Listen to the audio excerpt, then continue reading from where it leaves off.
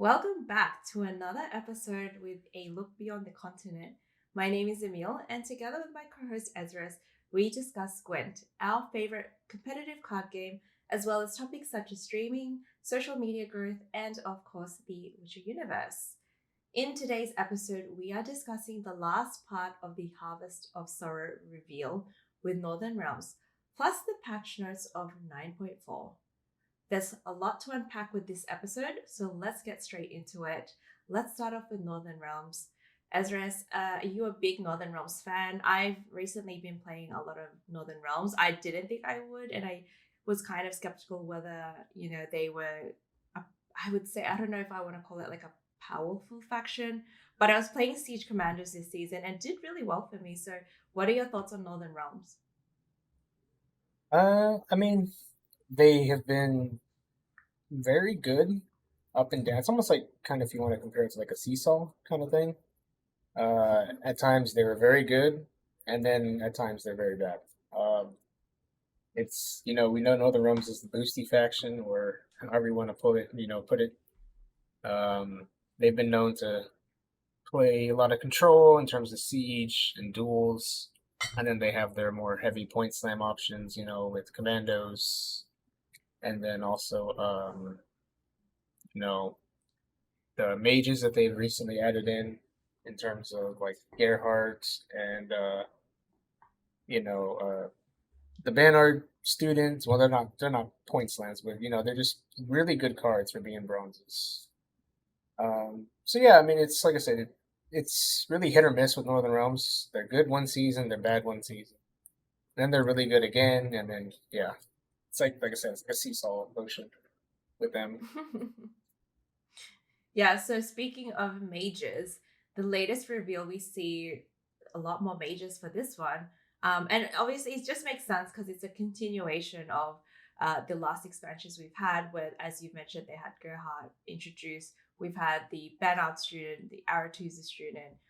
So we see some new mages that synergize well with the last mages that came out in previous expansions. So let's get started with the alumni, which is a rare card. It's a human and a mage, 4 points for 6 provision. And straight away, when I saw this card out, I was like, that is so cool. It is basically the Banner student and the Aretusa student all grown up, and they're it looks like they're in a battle of some sort.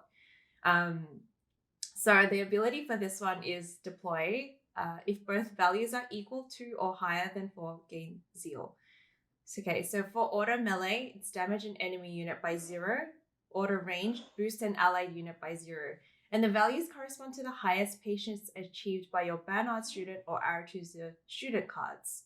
So this card works with whatever you have done previously with your Banard student or Aretusa student cards. And we were discussing this off the recording, and I was thinking, the wording of this, like at first sight, it kind of makes sense, and then I think there might be clarification needed in terms of how this card actually works. Exactly. Like I said, like how you and I were discussing, I think, you're wanting to have to play both copies of either one of the students in your decks, or in your deck, I should say, and however those copies perform in terms of patience, that's how much value you're going to get on deploy for this card. Should it be higher Mm-hmm. than 4, that's when the zeal effect applies. But the one thing I'm a little concerned about, let's just say if your Banard students gets moved to ranged, obviously we know you can't use the ability, but your patience trigger still goes up. Yes. Does that I wonder if that applies, if that still carries over for this card? Because now that I was just thinking about that as well. I would think it I'm going to does. I'm going to say yes, it does. Like, even though you can't use the ability, uh the patience still goes up. It's kind of like, when I can't think of the card right now, but when a card gets moved but the boost still ticks over, like it's an engine, but you just can't use their water ability. I would say it's Yeah. like that. Okay. So your patience still builds, but you can't, obviously you just can't use the order ability. So it would still count towards the alumni. The question I had for you, and we were kind of trying to figure this out, was I was making a situation where, say, if you only were able to play your Barnard student in a round, and then you went to go play alumni. So say your Barnard student got up to 4, so you get Zeal, which is fine. But I was saying, like, if you played alumni on the range row, knowing that you've only played Barnard student, do you get 4 for the patience that the Barnard student has built up, or because he was a Barnard student and he only does damage? And if you play this card on range, then you get 0 for range. But if you played on melee, you'd get 4. That's what I wasn't 100% sure about, whether it's patience for either student or it's depending on which student you played and where you played this card, whether melee or range, then that's when the value counts. So now that we, I guess, can really, deep dive on the meaning of the effect of this card, it says values correspond to the highest patience achieved by your Banner student or RTG student card. So I'm assuming what this means is whatever the highest value that either one of those students got, that's the only way that particular row effect is going to apply for alumni. So I don't think if let's say you got patience 8 with the Banner student, you could play boost 8 for order on the for the alumni. I think that's why it's applied like that. Because we know R2's student needs to be on ranged, and then Banner student needs to be on melee. So yeah, I think that's what it's implying. So for you as a player, you would just choose whichever one that you need in that situation. So I think this card's great in terms of, flexibility. So even if you were able to, I don't know, make your students stick and what, you needed to damage, remove an enemy unit, then you could play on melee. Or if you needed to boost one of your units for whatever reason, then you can play it on range. And I think that flexibility is great. Correct. Yeah, like I said, I think that's what it's stating is, Banner student, this is how much value I'm going to get on melee. R2's a student, this is how much value I'm going to get on ranged. I don't think it's that complicated. I think we're probably overanalyzing it. Yeah. Yeah, probably. Because the card has to make sense for people to want to play it. Yeah. But so one other thing I wanted to ask about was the deployability. So it says if both values are equal to or higher than 4, gain Zeal. Okay, so does that mean, so say if I played Banner student and Aratusa student, but these students only got 2 each, so damage 2, boost 2. Boost 2. Does that mean I still get Zeal? Okay. Yeah, I would. Yeah, that's why it says if both values are equal to, say yes. Okay, that's fine. Look, I think this is a great card. I love the artwork. I feel like we've seen our students grow up and now they're fully fledged mages ready to take on the world and they're working together. So I like the artwork a lot, and I think I would make this a premium for sure. And as we've mentioned, yeah, it looks like it'd be really cool. Yeah, the artwork has been so amazing in this expansion. Kudos to the artist. It's just really captivating, and I think it really captures what the Witcher lore is about. So I'm loving the card artwork for sure. It's also pretty neat about these cards too is like you said, we have seen them grow up, so in some way it's like, okay, we are playing the more adult versions of these cards, but I wonder what kind of voice lines they're gonna have. Like if they're gonna have if they're both gonna talk at the same time, or if it's gonna be like one of each whenever they're played. Yeah, I think maybe we get one of, how the cards voice lines vary, you don't always get the same voice line, so maybe you get either or of the student, or maybe you get both of them. So I'm excited to play this. I think it's happening later today for me, I think. So I think it is happening. Yeah, it'll be probably like 12 hours from now. I would think. Yeah, I was gonna say I would think it'll be about around 5 or 6 in the morning for me when it launches. Meaning I'll probably get up a little earlier just to play it. Just so that way I don't have to worry about work. I'm like, all right, get up super early just so we can play it. Of course. Any other thoughts on the alumni card before we move on? Um, like I said, I have nothing bad to say about it. It seems like a very neat card. It could play for a lot of Mm, value depending on how long your students last. And what's also really neat too is that it has synergy with casting contest as well. mm-hmm. Yeah, Casting contest would it's renew its ability and give it a +5 boost, so it would make it play for even more. yeah. I think this is a good. This is a powerful bronze card, I would say. Yeah, it's Yeah. pretty good for mages. Okay, so let's talk about another mage, which is a common card, and it's called the Meditating Mage. Categorized as a human mage, 4 points, 4 provision cost, has a patience keyword. Order is gain vitality for 0 turns. Bonded also gain resilience. Okay, so we it's patience, and then you have to build up the patience for vitality. Um, Look, to be honest, I was like, this card's very slow. Because if we're trying to build up the patience for vitality, it's not even a boost. It's like for vitality. If I wanted to build up like I don't know 3 or 4 vitality, and then I press order, I feel like the vitality kicks in, like it takes 1 turn per 1 boost. So I'm like, you would have to play Correct. this card very early on if you wanted to get value for it, and if it would stick. Yeah, and it's not something you want to give Veil to. Like with Crystal Skull, you don't want to give Crystal Skull No. value with this card because you lose vitality and then you also lose the resilience as well. Mm-hmm.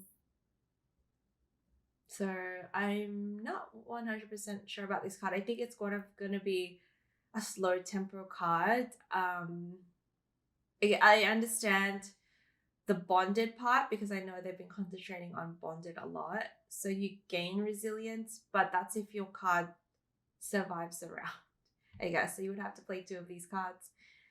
Um, and I think it just makes such a fast slow tempo. Like especially if you're trying to get your Banard student or your Arrow Chooser student straight onto the board, to try and build up that patience value for them for alumni for later on in the round, or for say for round 2, for round 3. I'm not 100% sure about playing Meditating Mage as well as that because it's just such a slow tempo. And by the time you even just put your cards down to get value for them, your opponent's probably slammed up to like 20-30 points, and it's going to be hard for you to catch up. So, I mean, on the bright side, like I said, it is carryover. So, like, if you play AA with this thing, and you boost it up like crazy, and then you let the patience go off, and then you're giving it Mm-hmm. vitality, it's also not bad because you are getting carryover. So it's like AA's value is doubled in a sense. Yeah. So And yeah, if you gain, what I am curious about though is because bleeding likes to stick from on resilience units to the next round. I wonder if the vitality also sticks as well. yes, that Because was if my the question. vitality Was sticks, it could be very, very good. Yeah. So that's my question was if it gains resilience, if you play a second card, um, and then you click the order, does that so would the vitality carry over in the next round? But I need to look this up before I make a comment about this because I believed that resilience means your status doesn't carry over, but I could be wrong. I mean, I've seen bleeding carry over. I don't know if vitality does. If you would I assume know that if bleeding carries over, then I would say okay, yeah, so it does carry over. You know what? I just read the resilience keyword. It says status that allows a unit to remain on the battlefield at the end of the round that disappears. Note, does not boosts count and booster armor. shields or armor. Yeah, boost Yeah. and armor are not carried over to the next round. So I think vitality does carry over to the next round. So Okay, so maybe that this makes would this be a card good actually a card. lot better. Yeah. Yes.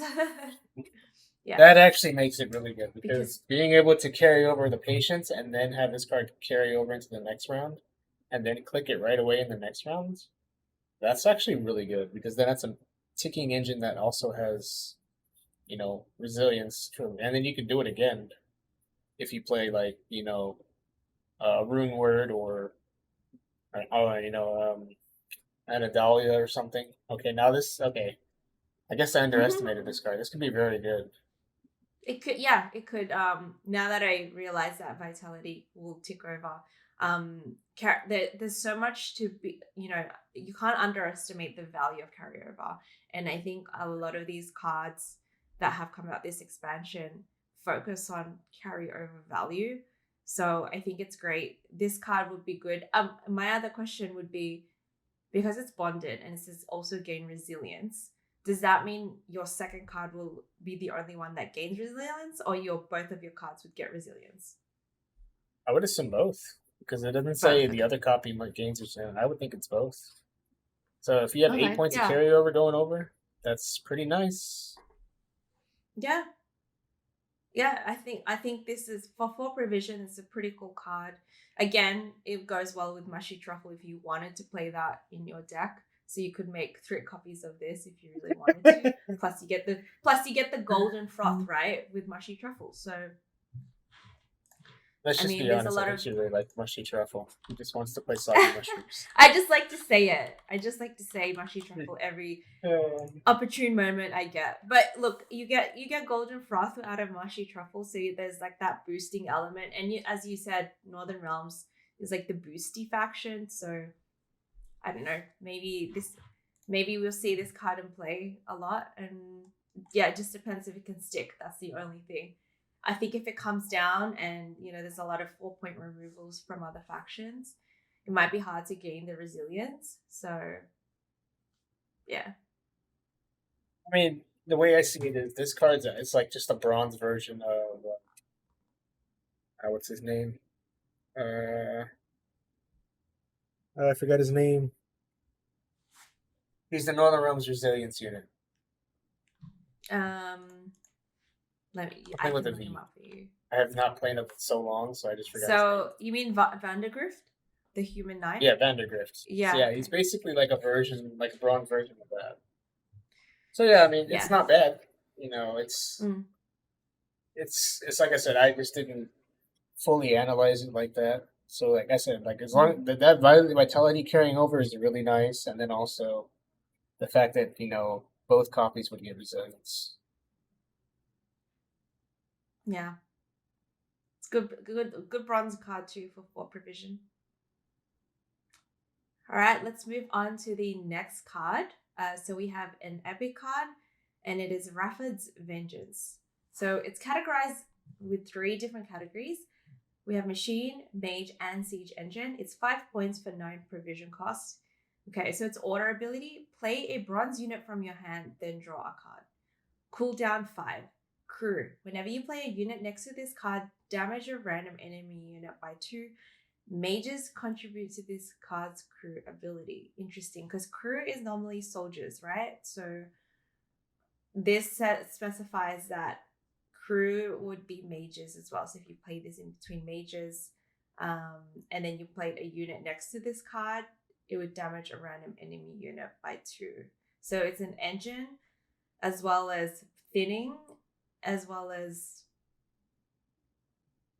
play, like you would play another bronze unit, so you would be able to play another card in that turn. So I absolutely love this card. I think it's great. We were talking about Oh this yeah, off the recording, and I said I would try this with Siege, the scenario, but I think this one is more geared towards the mages, I would say, especially with its crew ability. I would say that, like, also it says whenever you play a unit next to this card, I think for crew to work right, it would mean that you would have to continue playing mages next to it. yes. It would have to be the mages or soldiers. Like it has Yeah. the versatility of either one. Yeah, which is cool. Because um with Siege, this would be good with Siege, because you would be able to play, another Siege engine straight away. So you put this down and proc Siege, and then you'll be able to do it again, proc Siege again. So it's straight away you get into the second stage of Siege, and then you draw a card as well. So there's thinning, and honestly, I think, yeah, this provision cost, this card is amazing. um thinking it would stick I there because agree. it doesn't have zeal. But if you use your leader ability, inspired zeal, um, then yeah, I think this card would be great. Yeah, because like I said, it's if it's used with leader, then it's just 7 points plus being able to play a bronze, and it's also thinning. Like if a marine was thrown in, that's pretty hard to answer. That's an 11 point card. It's pretty hard to remove. Mm-hmm. I mean, ideally, you'd want to play with devotion. Mm. Um, and marine is a soldier, so it would proc the 2 damage. So technically, it'd be 13, really, Yeah, which it's a is really great really card. good for yeah.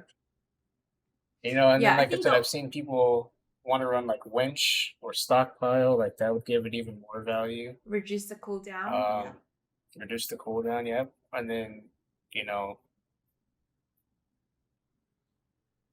I wonder if Shawnee has synergy with this because well, no, because Shawnee summons. I was No, gonna think, I was like, Shani who was summons a yeah. she So like, even summons if a you played human Shawnee to as the well. left, yeah. Well, if like let's just say you did Shawnee to the left and then a Mm-hmm. Banard student to the right. Once it's summoned, yeah, but Oh, it's not but considered as played. she's not gonna count Yeah. as crew though, I think. No, no, but I So mean you would like have. it has to be played. So like it has to be from hand or from deck. So Oh, like it's okay, not it yeah, wouldn't got you. Yeah, apply yeah, like it yeah. wouldn't apply like a Banner student appearing right next to it as played. Yeah. I think it might work. And I think we'll go into this later because we are discussing the patch. But there is a card that did get changed in the patch, Ildiker, and I think this card would work well if you are able to fit because Ildiker, she won't require inspired anymore to give zeal. So if you were, let's say you didn't want to play Inspired Zeal as your leader ability, you wanted to do Stockpile, which reduces the cooldown. Ildico actually gives zeal to your units. Because the only reason I say that is I think if your opponent saw this card, I think they would try to remove it straight away because it's an order ability, so you'd have to wait one turn. So I think to get any sort of value from this card, you would have to try and get zeal out of it. So Eldico gives zeal to Northern Realms unit every time you play one. So assuming she sticks, and then you can put this down. There's a lot of value from this card, and as you said, you can try to reduce the cooldown with your later ability or with a winch. But yeah, look, I love this. I absolutely love this card. Like I think it's great. I don't think it's I wouldn't say it's like a broken or busted card at all. I would just say it's just a cool card where you can have a lot of fun with it. Yeah. Like I said, being able to play, a bronze unit from hand, and then draw a card, like that's pretty good. Like there's Yeah. some really good bronze units that Northern Realms have, that would synergize very well. Like, and what's also really scary about this particular card is the Gwent team has previously said that we do not like the fact of scenarios being able to be procced all in one turn. But with this But card, this you're able allows to do it. that again. Yeah. Yeah, this allows it. And it's like that, last year Roderick into Joachim double proc ball, and you just had to sit there and take that amount of point You know loss if what? it was like a tall unit I next think to poisoning. I remember that because I think it was people were doing it earlier this year, and I vaguely remember this because every time, like me as a new player, I didn't play NG. I only played NR. That was the only faction I played when I first started playing Gwent earlier this year. And when people used to play Ball, I would just be like, okay, this is an instant loss because, yeah, as you said, it would when people would play Joachim because he was an aristocrat, it would just proc ball anyway, and they would just get all these points, and I'm like, what is going on? Like I didn't know what to do. Yeah. So So like this when is you another drew the case of Roderick and you knew the Joachim was in deck, you're like, okay, Roderick triggers ball chapter 1, yeah, Joachim triggers ball chapter 2, and then whatever Joachim yeah. pulls, is just a lot of more points on top of that. Like that's why they nerf ball to the way that it is, so that now it's only aristocrats on your side. So Yeah, I like think mm, it's kind of scary to see that Siege could now be procced all in one turn now, just with this one card. yeah, Because you could basically. technically play a ballista, a Hmm. reinforced ballista, any of the other bronze siege cards, or siege engine cards, and yeah, you proc your siege right away and get tempo with the other card being played from hand and draw, and then as well as getting the damage next to it if it is something else. Like yeah, I don't know. It's kind of scary. Like I don't know. I'm I actually don't gonna be like know. nervous when I play against Siege. Yeah, and look, Uh, I've been playing a lot of Siege this season. I'm already thinking like, okay, what do I cut out and how do I fit this card in? Because definitely I want to try this with Siege. But also let's not forget this is categorized as a mage card as well. So this has a lot of synergies with the rest of the cards within this expansion with the mages. So yes. I love this card only for its flexibility within the Northern Realms faction. Like you could play with mages, you could play with siege, and it does so much, and it does thinning, and that's I was super excited about this card. I was look, I love all the cards, and I am excited for all of them, and I can't wait to play tonight. But I think this one is the one I'm most excited to try out. Just I don't know how I'm gonna fit it. I'm gonna have to do some switcheroos later on, but I'm gonna try and fit it. So very excited for this one. Yeah, like I said, it'll be interesting to see Siege with this card. Like, I may, I may actually have to consider playing Northern Realms day one. Like Northern Realms and Skellige will probably be the factions I Yeah, go to for just to sure. try this card out. Yeah, definitely. So, any other thoughts before we move on to the legendary location? No, I mean, like I said, I think we pretty much covered everything for this card. Yeah. Just watch out. This card has a lot of synergy with, Winch, Leader, uh, you know, a lot of Mage synergy, and then it also has thinning with tempo. Like this is definitely a 9P card that is going to be feared and probably answered with heat waves a lot of the time. I think so. I think Going, so. from this point on. Okay, so last card for Northern Realms. It's a legendary location. It's called the Chapter of Wizards. It's a 13 provision cost, has resilience. So on deploy, spawn and play Runewood.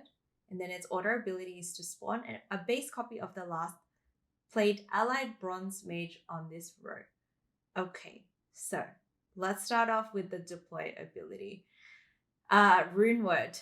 I was discussing this with you off the recording, and I was like, wait a minute, Runeword could potentially play the alumni because that's a Northern Realms bronze card, mage bronze Yes. card, I should say. So I don't know. Initially, I was like, this location is expensive for what it is, but when I looked into it, knowing the resilience, knowing the carryover value as well, I was like, okay, this location might be really cool with the mages. Yeah, like I mean, being able to play, Rune Warrior, which is, a 6P spell, get, whatever bronze unit you want out of that. It's a create option. It's a one of three, and Mm-hmm. give it a shield. So right then and there, it's getting its value, and then being able to play a copy of that, you know, that same card that you played on that row, the following turn. Yeah, like I said, it can be a very good card. Um, because it is carryover if you choose not to use it in that same round. As long as whatever you last played goes into the next round as the last card that you played. If it is something that you Yeah. decide to keep for round two So I was gonna say or as well, round like three, whatever.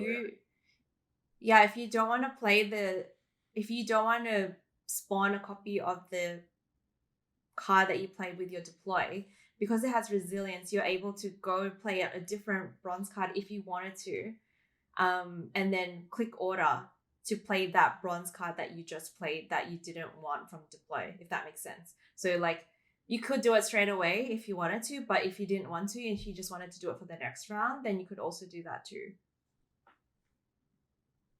Yeah, like I said, if let's just say hypothetically, if you wanted to do the meditating mage, not bad. Mm-hmm. I mean, Mm, meditating mage with the shield, you get the vitality carryover, and then you know it loses the shield, but it keeps the vitality. So mm, it's carryover. It's like double carryover with meditating mage, mm-hmm. which I isn't think bad. the only mm, I think the only consideration with this card is to ensure that if you do play, say, I'm just, making a situation like, say, if you're playing alumni or band art student or RTZ student, you just need to be careful of where you place this card because it says spawner base copy of the last played allied bronze mage on this row. So you can't actually, move the card where it needs to be. So like you can't, if you wanted to spawn, I guess, an alumni that wants to be played on melee, make sure to have this location in the exact row that you want it to be played because you don't have the option of moving the cards. That's the only consideration I would have because sometimes I'm a Papega and I would, accidentally put this on the wrong row and I realize, I can't play the card that I just, wanted to play. So I think that's the only consideration Hmm. with this. Look, it's just these things have to be said. I think a lot of people might, mistakenly just play it on the wrong row, including me. So that's the only consideration I would say. Yeah, I mean, so going back to how you want to factor in like okay placement of your cards, location into rune word into a mage. Rafford's Vengeance already on the board. That right there is good Stop. It value. sounds scary. Yeah. Uh. Okay. we That's need, that's I think, that's super scary now. yeah, I think, and the only way you could, remove this location is with heat wave. So I'm curious to Yeah. see. I think a lot of these decks don't require devotion, if I'm not mistaken, like especially with the new cards. So potentially, I think heat wave is going to be a card that might be just kept in the deck at all costs because of all the different things that we're going to see with this patch and this expansion. So yeah, I'm curious to see how people counter this, if they just let it play out. But I think in your best interest, probably not. You don't want these things to play out because with all the synergies going on, I mean, it's a lot of points for your opponent. Lots of resilience, carryover. I mean, yeah, it's a lot. It's a lot. Oh, yeah. Like and another thing too. Even though I don't know if she is gonna be considered playable, um, isn't the patch notes hinting at something with Thesea? Yes, there is. I want to say there was something With mentioned about it. I believe that she now doesn't have the devotion or in our requirement. I think no, no, now no. she So just does she any mage. Okay, Tisea now correctly resets the order abilities of all mages, not only those from the Northern Realms. That's the patch note for her. Let me just quickly look at Northern Realms. There was nothing else for her. That was the only change to her.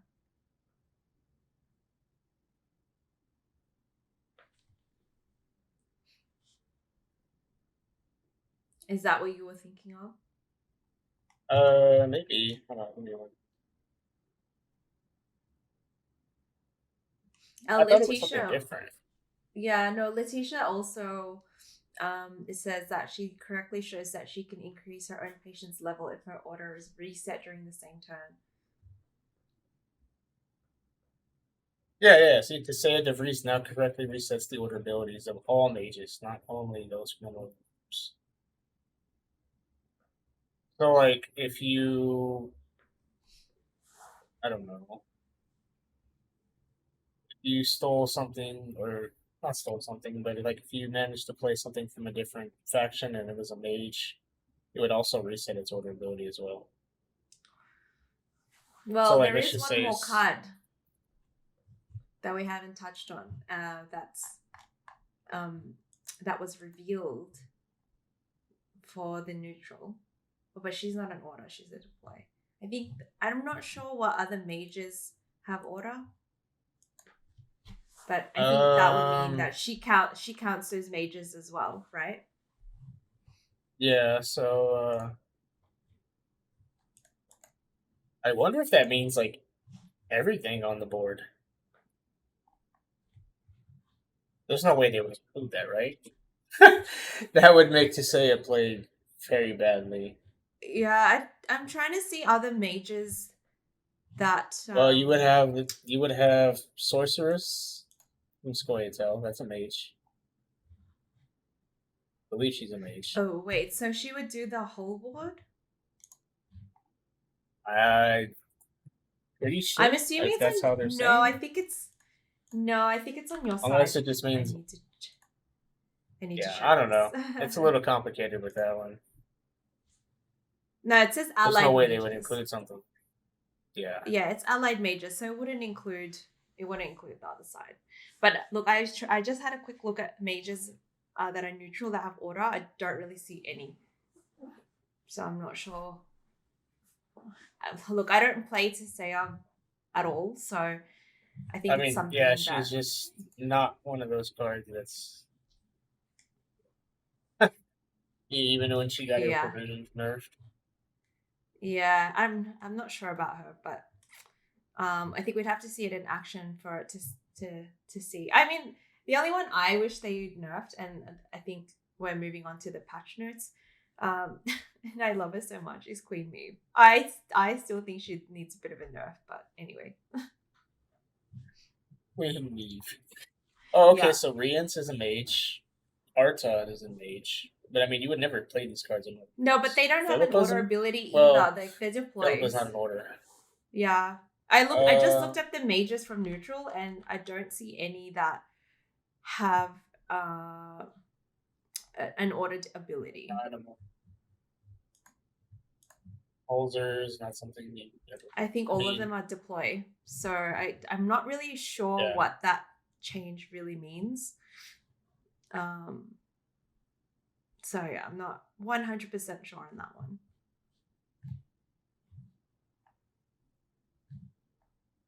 Like I said, yeah, like I don't know why they changed it that way. I mean, it's not like Northern Realms has the option to steal cards anyways, unless it's like given to you by like Nilfgaard or something. I don't see any other orders. Yeah. Yeah, I'm not I'm not 100% sure. But yeah, I guess that's mages for you. Location it works really well with the other mages. So I think Northern Realms mages, now that it's all wrapped up, you can really see the logic behind all the other release from the previous expansions.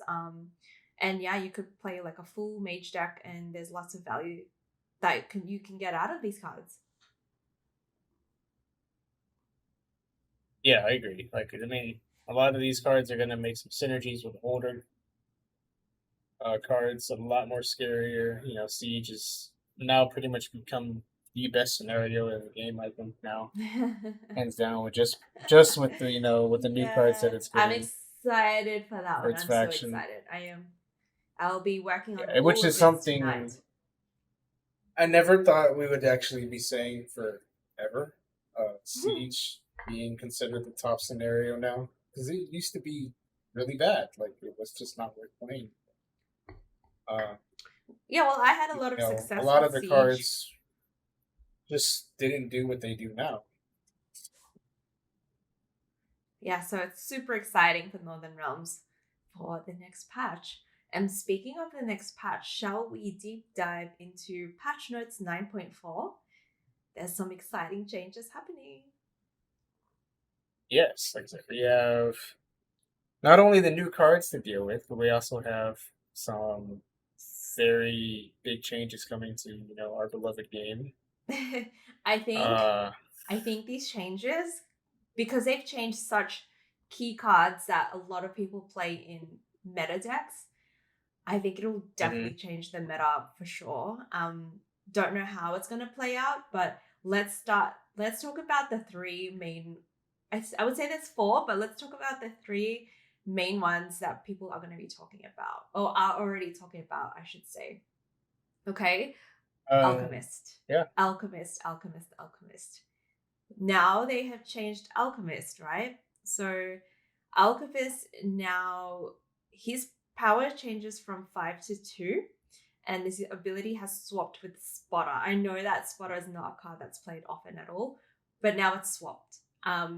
So now Alchemist is deploy on melee, reveal a random unit from your opponent's deck, and boost self by its power. And that's what Spotter did. Nobody played Spotter because it's like a little bit too conditional. But then Spotter now is the Viper Witcher Alchemist. So we still have that same ability in the game, but it's just with a different card. And obviously it says, look at top 3 cards of your deck, put one on the top, and swap top card of your opponent's deck with yours. Okay, and the reason I feel they've done this is because a lot of people play location, including me. I play location in my deck with Cantarella. So they've taken this ability out of the location. So it would mean that if you wanted to do this, you would have to specifically put a spotter in your deck to try, try and fit it. Instead of just having location, and then location gives you that flexibility of choosing for the different Viper witches. So I think that's why they've done that. They haven't completely taken it out of the game, but I think they've made it, I don't want to say harder, but there's more thought into going to using this certain ability rather than just having it in the location and it's easily accessible for you. What do you think of that? Very scary. And it's just only because, yes, location does lose the fact that now, Alchemy still can't, steal a free card, potentially a game-winning card from your opponent, and, and you're stuck with trash if you are the person that got its card stolen. But now that I'm also reading this, is now location has become even scarier in a sense, because now that Viper Witch or Alchemist can be played from scenario, or I mean, not scenario, but location, and its ability is now, reveal a random unit from your opponent's deck and boost self by its power. You could technically put their strongest card on the top of their deck, and if well, not on top, but in hope that it reveals it if their deck is thin enough. Yeah, but you can't do that because you would have to play the Alchemist first if you put location down because it's deploy. Remember? Oh, you're right. Yeah, that is true. Yeah, but we were discussing. That is right. Yeah, I mean that's a good idea, but it's just I get confused too. I'm like, when can I play the graveyard stuff? And then I realize I'm like, oh wait, I have to play the location first for this to work. Yeah. So you wouldn't be able to do that because you would have to play the location first and then in deploys. But I think this would be great in a mirror if you're playing an NG Hyperthin. Yeah. You could reveal their golem. And then if you saved Cantarella for the end, then you could play the golem.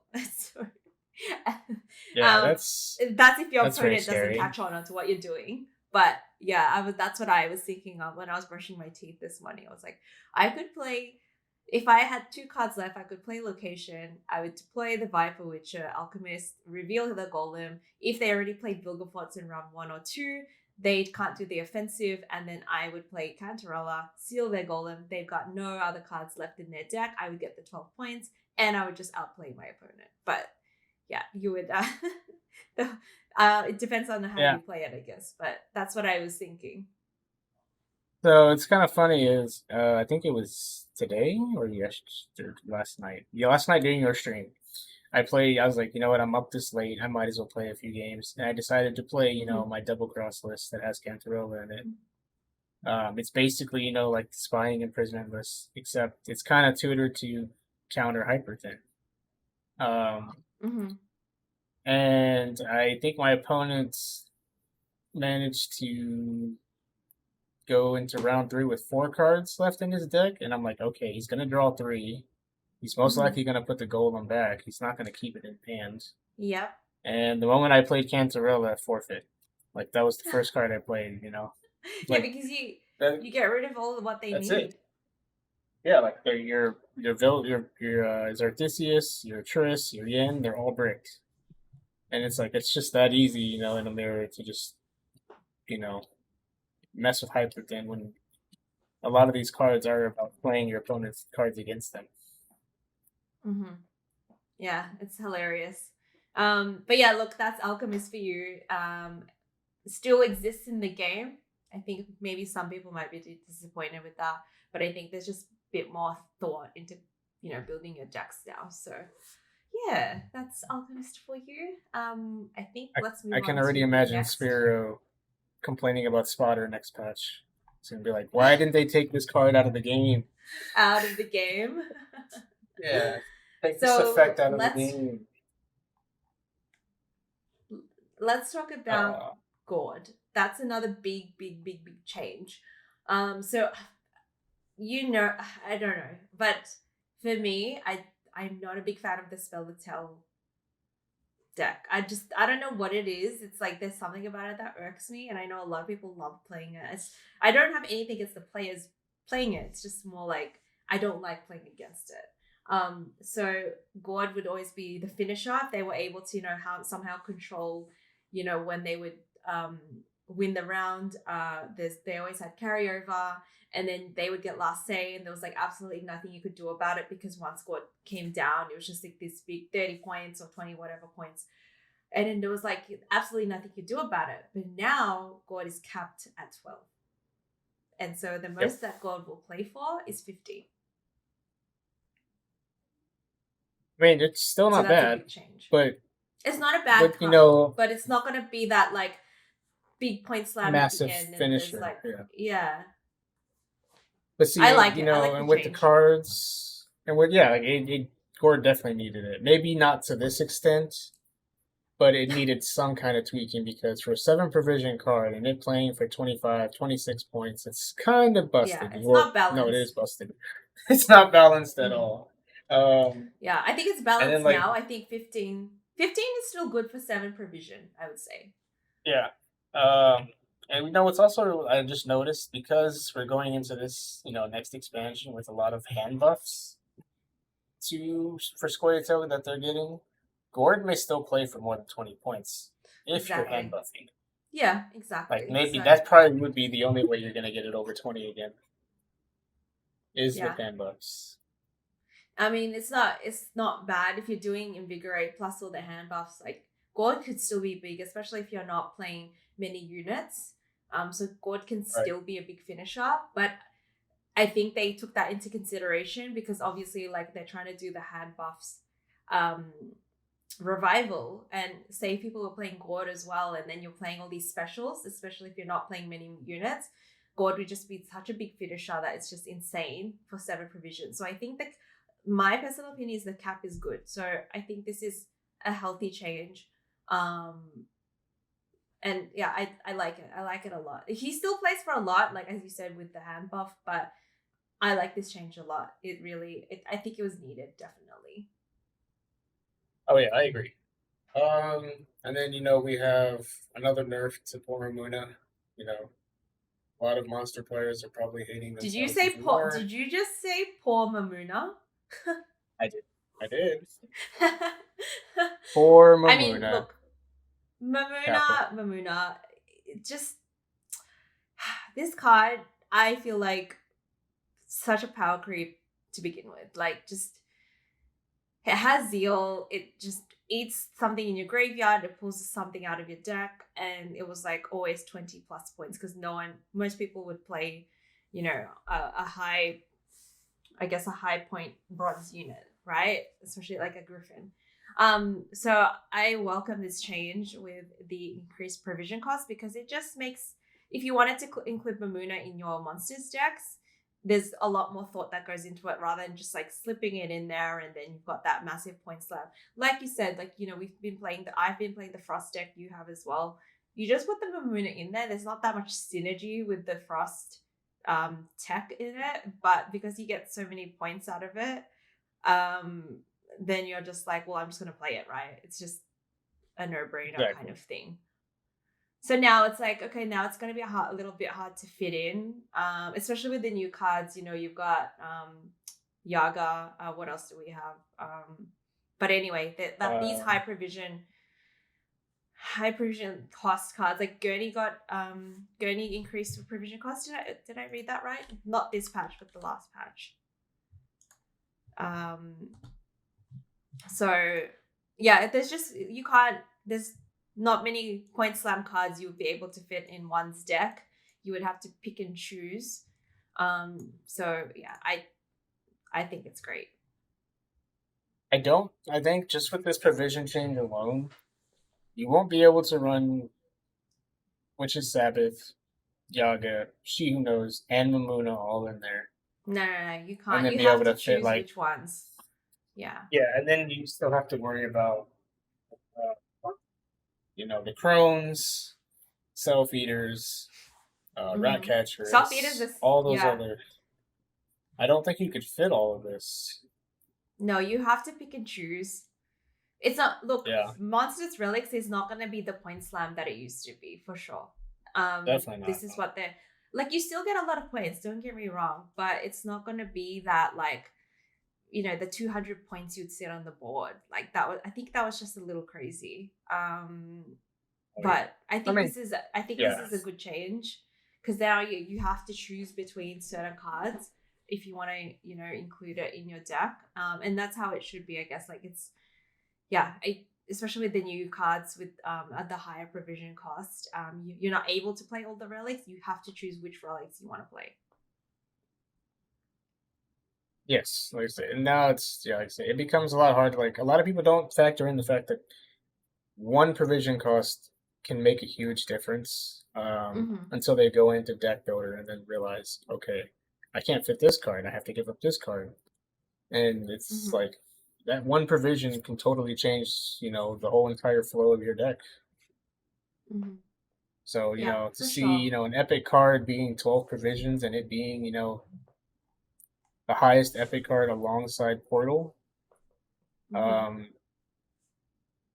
yeah, like it makes it a lot harder to run these cards. Yeah, for sure. Um, there was another change that I thought was huge when they Very announced much it. needed. Tunnel drill. Let's talk about tunnel drill. No more Burr drill. Peepo drill is gone. Yeah. So what I wanted to clarify was, okay, so now tunnel drill's ability is it profits two and its fee is two. So damage an enemy unit by one. So it costs two to damage a unit by one. If you played crime this turn, damage an enemy unit by three instead. So I was just quickly looking at how would you be able to play crime in one turn, in that same turn, and play drill at the same turn. Because you have to do it in that turn. You can't like play a crime card then wait for drill the next one, because that's not in the same turn, right? I I think what they're basically saying is, okay, you can't play a crime card and then just slam, with all these points with drill. I think what they're saying is, okay, if you're gonna want to play drill, you're gonna have to set him up on the board, then wait till the next turn, play a crime, and then deal three. That's how they're fixing it. Because when Oh, I drill would got come you. So you down, have to put him down first before you can spend. yeah, yes, Oh, or you could ideally spend before if you you'd want wanted to to. spin, but he Yeah, but wouldn't be you could getting its spend. value at all. No, it'd be like one, two for one, which you don't really. You'd rather just play a bronze that did one, I guess. But Yes, yes, you would have to put him down first, and then hope that he doesn't get removed. And then if you played crime the next turn, say like, I don't know, like a slander or any crime card, there's a lot out there, but then you're able to spend him and get three. What do you think of yes. this change, first of all? I definitely needed it. Drill was strong for, I want to say, almost 6, 7 months now. I think it felt like it was Mm-hmm. that strong. Even when it got a one provision nerf, um, it's if you had, a full bank, drill was most likely going to be playing for 20 to 30 points easily. Um, Mm-hmm. and as if he had bounty set up with any other cards, with Witchfinder, etc., it played for even more because then you just keep going. Mm-hmm. I clearly remember where I just knew I was like, okay, I am part of drill. Um, doing what it does because I think I was in a match where it was Syndicate versus. I want to say I was playing. I think I was playing Scoia'tael. Yeah, I was playing Scoia'tael, and I had my Whisperers up, and then I had my sorcerers up, my board was, I think I was up like 52 to like maybe 27 or something like that, I think. And Hmm.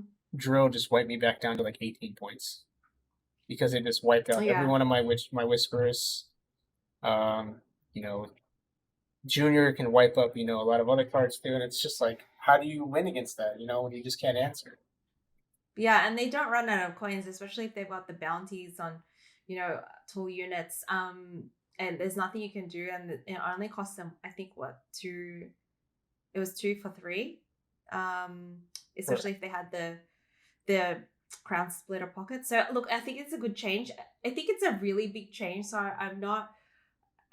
I do welcome it, but I'm just like, oh, did they nerf it really hard? Um, I think we'll just have to wait and see. I would say that it's not as good as it used to be for sure, but I think it needed it anyway because there's so many strong cards within the Syndicate faction anyway. So, you've still got Horson Jr., you've still got Freak Show. They're big spenders. They still have the potential to wipe out a board. So, yeah, I think this is fine. Right. Yeah. No, like I mean, yeah, it definitely needed it. Um, I think, like I said, after just knowing the fact that a 7P card could do what it does, and and I think I did this particular match just kind of just rubbed me the wrong way because not only did I lose all my cards, my engines, um, and then I also didn't have last say. I think I was just out tempoed in round one by line Yeah. pockets, and then it's easy for them to play a witchfinder or whatever, and then just keep going, and it's just like, okay, you win. I give up. Like I'm not gonna win. Yeah. Like board is not enough to win, And it's like, Yeah. I okay, think a we've been lot of dealing with people this for feel so this. many Yeah. months. I think a lot of people feel the same way that you do. I definitely felt that way about playing against Syndicate. So I think with these changes, it'll be interesting to see which decks will come out on top for sure and which factions will be on top. I wouldn't say that Line Pockets is going to be the OP of the next patch slash meta. Um, I would, I think my prediction is it's going to be Skellige and Northern Realms. What do you think, Ezra's? Yeah, like I think it's gonna be most likely Skellige. Skellige is probably gonna be tier one, and then we're Mm-hmm. obviously gonna probably have Nilfgaard, maybe tier one, Nilfgaard always. bottom. No, I think Yeah, Nilfgaard's always I'm just gonna say bottom. maybe. I'm just gonna say maybe. Northern Realms may actually be tier one now. I Maybe. think so. Yeah. Like I said, I have no doubt that Skellige will be at the top, just with the amount of card or with the cards that it's getting. And if I had to say it, I'm gonna go out on a limb and I'm gonna say, that maybe Squato can get really good. I don't know. It just depends on Invigorate Yeah. and Yeah. with the whole hand buffs. I don't really know. It's like it's kind of hard to say. It's hard to say. Yeah, Um, for sure. I mean, it's just all pure speculation at this point. Even though Squato did lose its big finisher in Gord, um, maybe a lot of the other cards can factor in and kind of carry the rest of that weight back, I guess. Yep. But yeah, so like I said, I obviously think SK and Nilfgaard will be at the top next season for sure. Yeah. So lots of changes, lots of new cards, very exciting. I think all of us are hanging to play later on in the day or tomorrow for some of you. Anything else to say before we wrap up the show? And yeah, we're gonna get stuck into the cards soon. So yeah, any final thoughts, Ezra's? DDPR, where are my kegs? No, Where are his eggs? no. So yeah, I mean, for Gwent partners, Ryan did say, he reached out to everybody. He's like, all right, I'm gonna need everybody to vote. That's a Gwent partner. What do you guys want to get come tomorrow when we release the final expansion? I believe this was like maybe a week or two back. And everybody got a chance to vote. I think it was okay. Do you guys want the entire collection? For those who have not finished it, or do you guys want 15 premium cakes? What did you vote, I guys? think Vote everybody. for? I think we did premium. We wanted to Yeah, I be think able to because do most of 15 you would. premium cakes. Yeah, because like Yeah, that's what we really wanted. We already have most of the cards. I was gonna say most of you would already have the full collection. By the way, CDPR, if you're listening, my turn to slot this in. I would like to be Gwent partner, please. I would like This these is cake. your I do not. This is my application. I do not have all this the is your cards yet, application. so yeah, I would have probably chosen to. I still think I would have chosen the premiums, but I don't have all the cards, so it would be nice to have all the cards in my collection so I could build decks and be a proper deck builder. But at this stage, I can't. I'm still grinding. As of now, I only have 800 scraps and 3,800 ore, so that's not much at all. And I've got a pittance of 780 meteorite powder and 0 kegs. So I'm very poor in terms of Gwent wealth.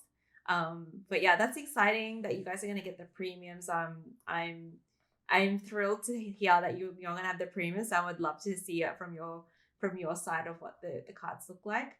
But yeah, Yeah, look, I can actually pull it up. Let me see. Um, Let me see. I know it's in here somewhere. it's cool that they give you that option. It's nice to be a Gwent partner, isn't it? um, but look, just I think we're gonna have so much fun with this new patch, the new meta. It's gonna definitely shake things up, and it feels like it's a breath of fresh air for everyone. People have given feedback in terms of saying things can be a little stale.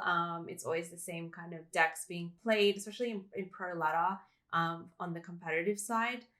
So yeah, I'm really excited to play this later today.